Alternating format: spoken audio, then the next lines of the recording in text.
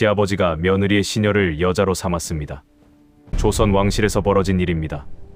예법이 곧 법이던 나라. 핏줄과 족보가 절대 질서였던 시대. 그 금기를 깬 인물은 조선 21대 왕 영조. 죽은 며느리를 모시던 여인. 왕은 그녀를 후궁으로 들였습니다. 궁궐은 얼어붙었습니다. 큰일이야. 그리고 그 조용히 해. 무렵 어떡하지? 왕과 아들의 사이는 이미 돌이킬 수 없이 멀어지고 있었습니다. 훗날 뒤주 속에서 생을 마감한 세자, 사도세자. 우리는 묻지 않았습니다. 정말 그 비극은 세자의 광기 때문이었을까? 아니면 왕이 먼저 선을 넘은 순간부터 모든 균열은 시작된 것일까? 사랑이었을까요? 욕망이었을까요? 아니면 권력이었을까요? 조선을 뒤흔든 금기된 선택. 그날의 진실을 파헤칩니다. 한 편의 드라마처럼 풀어보는 역사 이야기. 유익한 시간 되시기를 바랍니다. 때는 1761년 영조 제위 37년. 조선의 궁궐, 경희궁 깊은 곳에서 한 노왕이 결단을 내립니다. 나이 68. 당시로선 이미 천수를 누렸다 해도 이상하지 않을 나이였습니다. 그런데 그 노왕이 후궁을 드리겠다고 선언합니다. 신하들은 처음엔 크게 놀라지 않았습니다. 왕이 후궁을 두는 일이 조선에서 드문 일은 아니었으니까요. 그런데 문제는 그 여인이 누구냐는 것이었습니다. 그녀의 이름은 문씨. 본관도 화려한 가문도 없었습니다. 그녀가 궁에 들어온 건 스스로의 선택이 아니었습니다. 그녀는 세자빈, 즉 사도세자의 아내였던 해경궁 홍씨를 모시는 궁녀 출신이었습니다. 더 정확히는 이미 세상을 떠난 또 다른 세자빈의 처소에서 일하던 시녀였습니다. 잠깐 다시 정리해 봅시다. 영조의 며느리를 모시던 시녀. 그 시녀를 영조가 후궁으로 삼겠다고 나선 겁니다. 조선은 단순히 왕이 다스리는 나라가 아니었습니다. 유교 질서가 곧 국가의 뼈대였고 그 질서의 핵심은 딱 하나였습니다. 윤리와 예법. 아버지와 아들의 관계, 시아버지와 며느리의 관계, 그 사이에 존재하는 모든 인간관계엔 반드시 지켜야 할 선이 있었습니다. 그 선을 누가 넘으면 안 되냐고요? 왕이라도 안 됩니다. 아니, 오히려 왕이기 때문에 더욱 안 됩니다. 왕은 조선 예법의 상징이었으니까요. 백성들이 왕실을 바라보며 이 나라의 도덕 기준을 가늠했으니까요. 그런데 영조가 바로 그 선을 넘은 겁니다. 며느리의 시녀. 법적으로는 금지된 관계가 아닐 수 있습니다. 하지만 도덕적으로, 관습적으로, 그리고 조선 사회가 수백 년간 쌓아온 예법의 시선으로 보면 이건 용납하기 어려운 선택이었습니다. 신하들의 얼굴이 굳었습니다. 그렇다면 문씨는 어떤 여인이었을까요? 기록에 따르면 그녀는 수기 문씨로 훗날 영조의 총애를 받으며 후궁의 반열에 오릅니다. 그녀가 처음 궁에 발을 들인 건 미천한 신분이었습니다. 양반가 출신도 아니었고 후궁 간택의 정식 절차를 거친 것도 아니었습니다. 그저 궁중 어딘가에서 묵묵히 일하던 시녀였을 뿐입니다. 그런 그녀가 어떻게 노왕의 눈에 들었을까요? 정확한 기록은 남아있지 않습니다. 역사는 권력자의 눈길이 어떻게 시작되는지까지 친절하게 기록해주지 않습니다. 하지만 분명한 건 영조가 그녀를 선택했다는 것입니다. 의도적으로, 그리고 공식적으로. 여기서 한 가지 질문을 던져야 합니다. 영조는 어리석은 왕이었을까요? 절대 아닙니다. 영조는 조선 역사상 가장 오래 재위한 왕 중 한 명입니다. 무려 52년. 그는 탕평책을 펼쳐 당쟁을 억누르고 균역법으로 백성의 세금을 줄이고 신문고를 부활시켜 민심을 챙겼습니다. 냉철하고 계산적이며 누구보다 정치의 속성을 잘 알던 군주였습니다. 그런 왕이 왜 이 선택을 했을까요? 단순한 욕망이었을까요? 아니면 그 이면에 우리가 모르는 무언가가 있었던 걸까요? 생각해 보십시오. 영조의 나이 68, 이 시점 그의 곁에는 무엇이 있었습니까? 권력은 있었습니다. 신하들은 여전히 머리를 조아렸습니다. 하지만 사람이 없었습니다. 오래전에 첫 번째 왕비 정성왕후를 잃었습니다. 두 번째 왕비 정순왕후는 영조보다 무려 51살이나 어린 여인이었습니다. 어린 왕비와 노왕 사이에 진정한 동반자의 감정이 있었을까요? 아들 사도세자는 이 이야기는 잠시 뒤에 하겠습니다. 아직 그 비극을 꺼내기엔 이릅니다. 다만 이것만 말씀드리죠.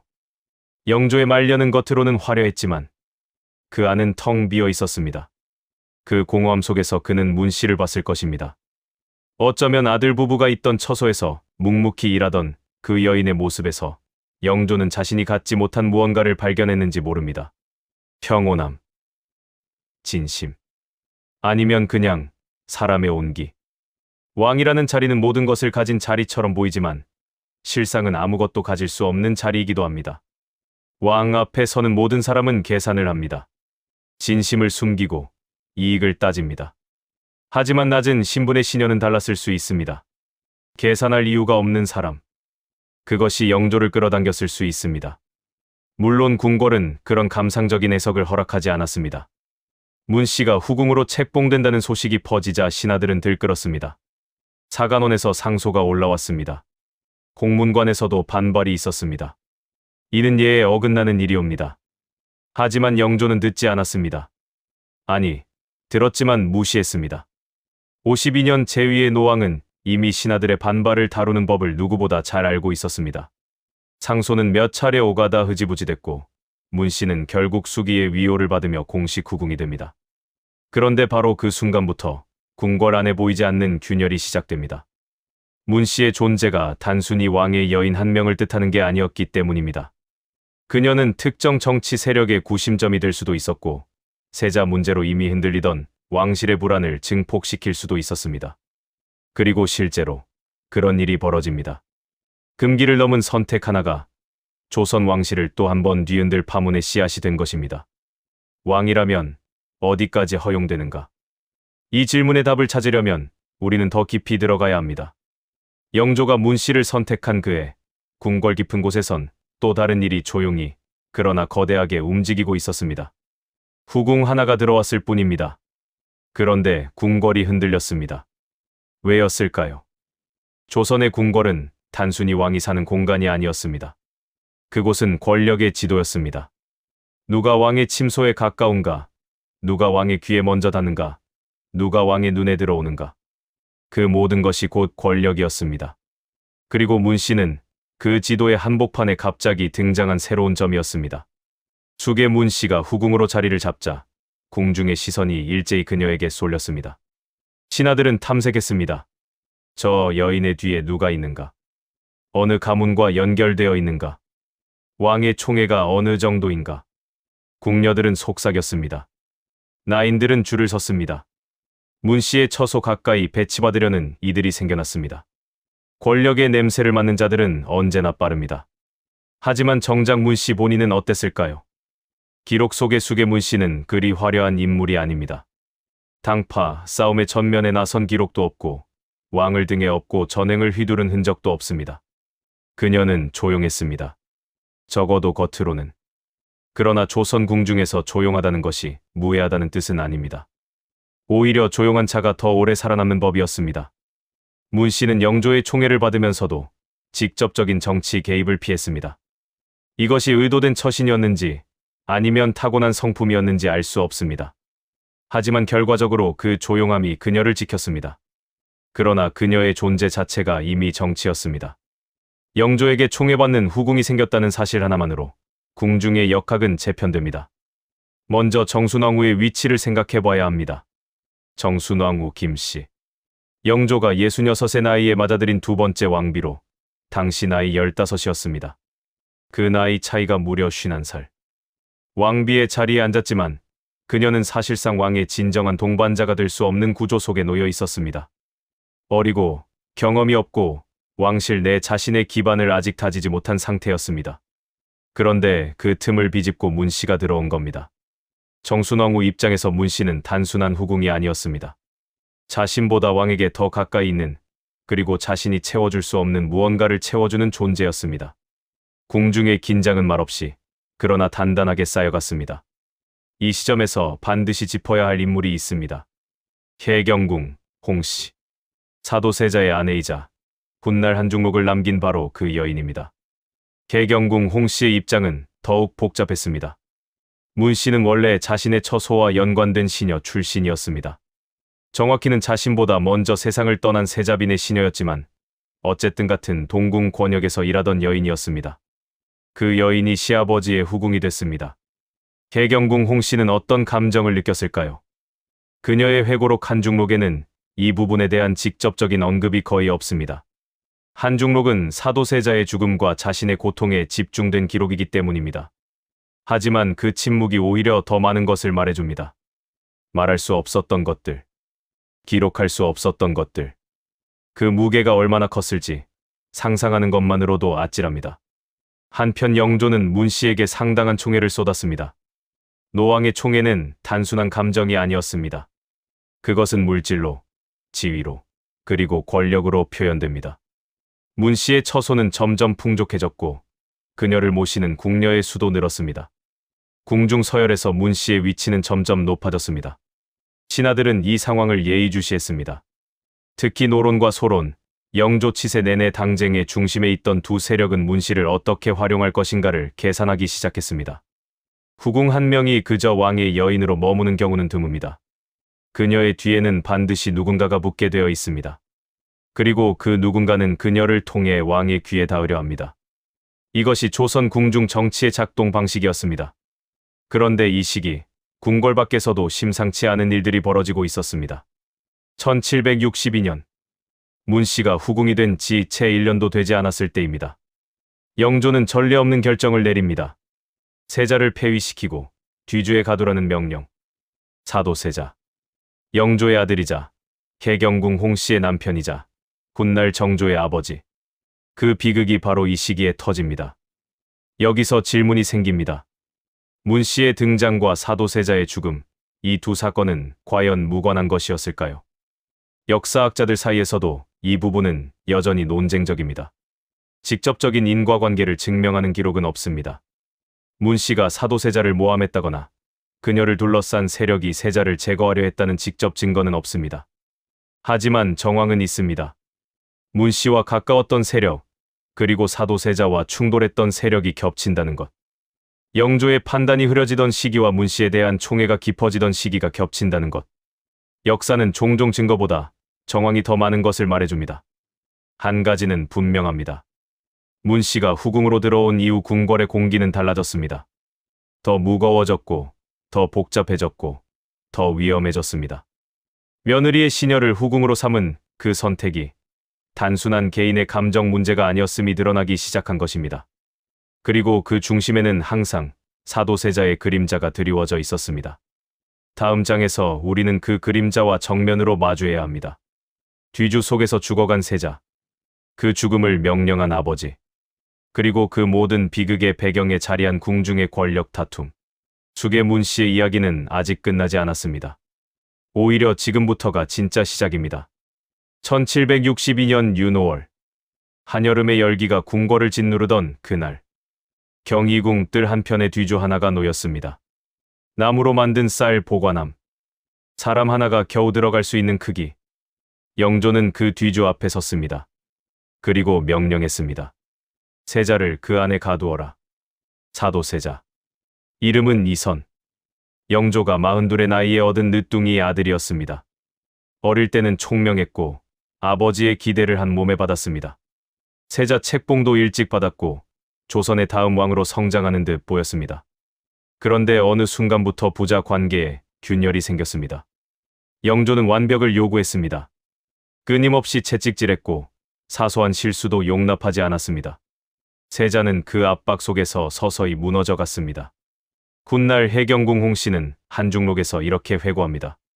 세자는 옷 입는 것을 두려워했고 사람을 해치는 행동을 했으며 정신적으로 불안정한 상태가 깊어졌다고. 아버지의 얼굴을 보는 것만으로도 공황 상태에 빠졌다고. 병이었을까요? 아니면 권력의 희생이었을까요? 어쩌면 둘 다였을 것입니다. 그런데 이 비극이 터진 시점, 기억하십니까? 숙의 문 씨가 후궁으로 들어온 직후였습니다. 우연이라고 하기엔 너무 촘촘한 시간입니다. 당시 조정은 크게 두 세력으로 나뉘어 있었습니다. 노론과 소론. 노론은 세자에게 비판적이었습니다. 세자의 언행이 불안하다, 왕위를 이을 자격이 없다는 공세를 지속적으로 펼쳤습니다. 반면 소론 일부는 세자를 지지했습니다. 그렇다면 문 씨와 가까운 세력은 어느 쪽이었을까요? 직접적인 기록은 없지만 당시 정황을 보면 문 씨를 둘러싼 궁중 분위기는 노론의 흐름과 멀지 않았습니다. 문 씨의 처소에 드나들던 인물들, 그녀에게 줄을 댔던 세력들의 면면을 보면 그 방향이 보입니다. 영조의 귀는 누가 장악하고 있었는가? 왕의 총애를 받는 후궁의 주변에는 누가 있었는가? 이 질문들이 사도세자의 죽음과 연결될 때 역사는 단순한 가족 비극이 아닌 정치적 암살의 냄새를 풍깁니다. 물론 사도세자의 죽음에는 복합적인 원인이 있었습니다.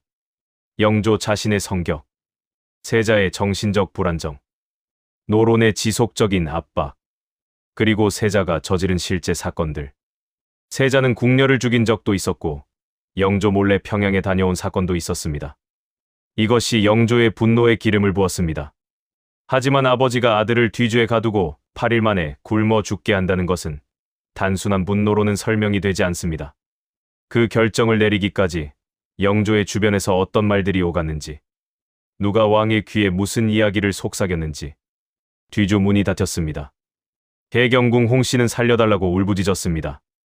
어린 손자, 훗날의 정조는 할아버지에게 매달렸습니다. 아버지를 살려달라고. 영조는 돌아섰습니다. 8일이 지났습니다. 사도세자는 그렇게 세상을 떠났습니다. 이 사건 이후 궁궐의 공기는 완전히 바뀌었습니다. 영조는 아들을 죽인 아버지였습니다. 그 죄책감이 그를 어떻게 무너뜨렸는지는 이후 그의 행동에서 드러납니다. 세자에게 사도라는 시호를 내렸습니다. 불쌍히 여기고 슬퍼한다는 뜻입니다. 후회했던 걸까요? 아니면 스스로를 합리화하려 했던 걸까요? 이미 죽은 아들에게 슬픔의 이름을 붙여준들 그것이 무슨 의미가 있겠습니까? 그리고 숙의 문 씨는 이 모든 비극의 한가운데서 그녀는 여전히 영조의 곁에 있었습니다. 사도세자가 죽은 후에도 영조의 총애는 계속됐습니다. 아들을 잃은 노왕의 고독을 채워주는 존재.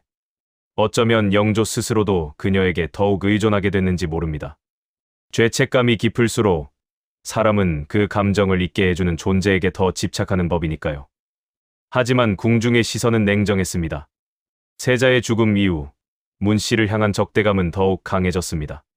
직접적인 증거는 없었지만 사람들은 연결했습니다. 문 씨의 등장과 세자의 몰락, 그 사이의 시간을. 억울한 누명이었을 수도 있습니다. 하지만 권력의 세계에서 억울함은 증명되어야만 인정받습니다.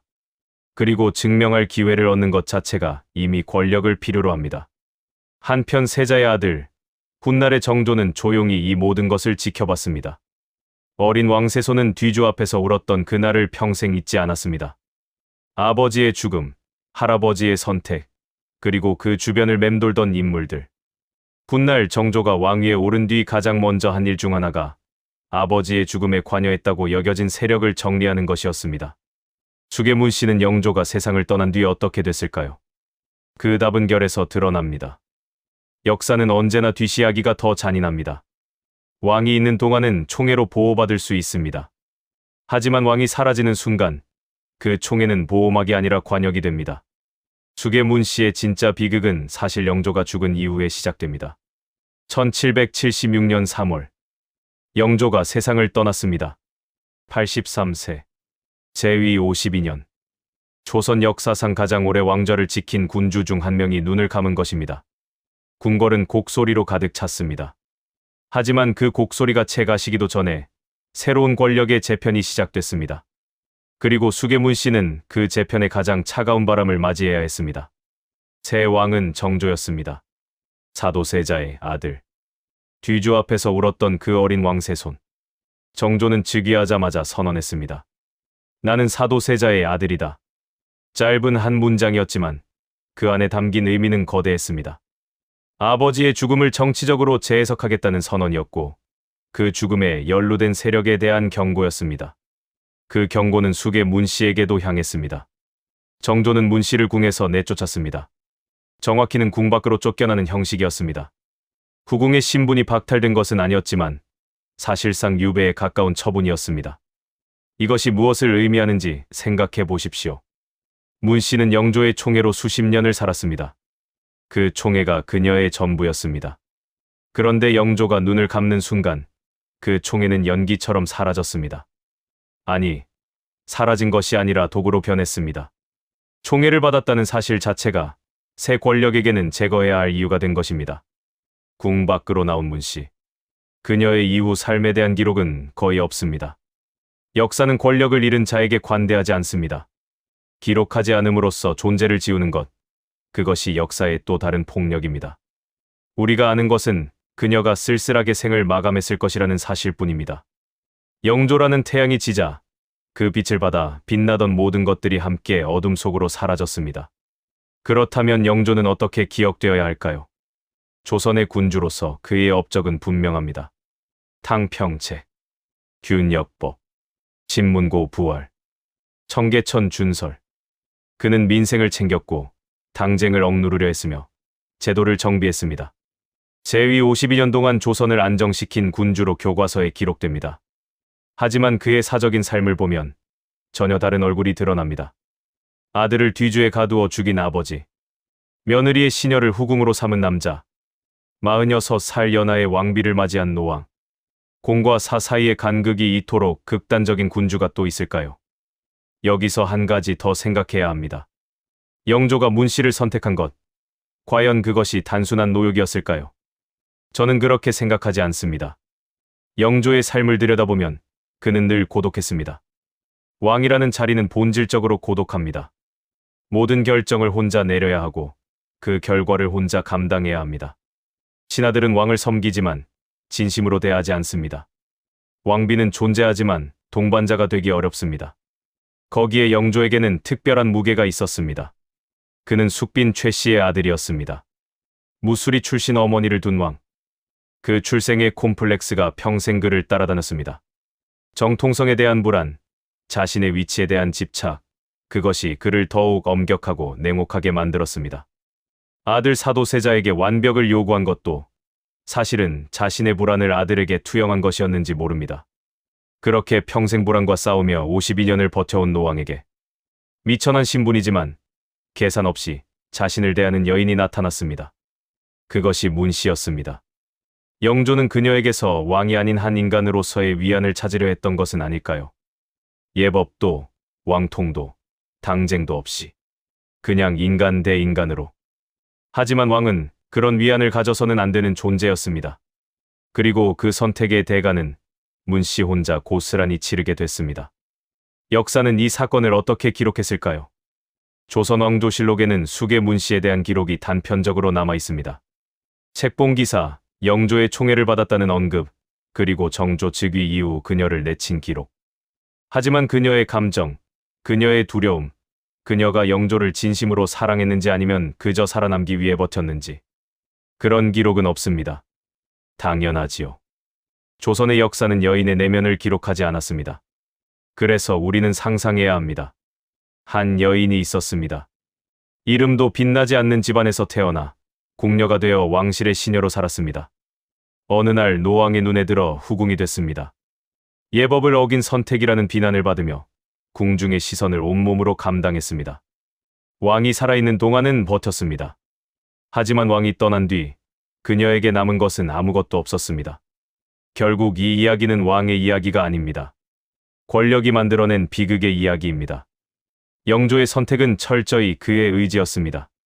하지만 그 선택의 결과를 가장 혹독하게 치른 것은 선택받은 문 씨였습니다.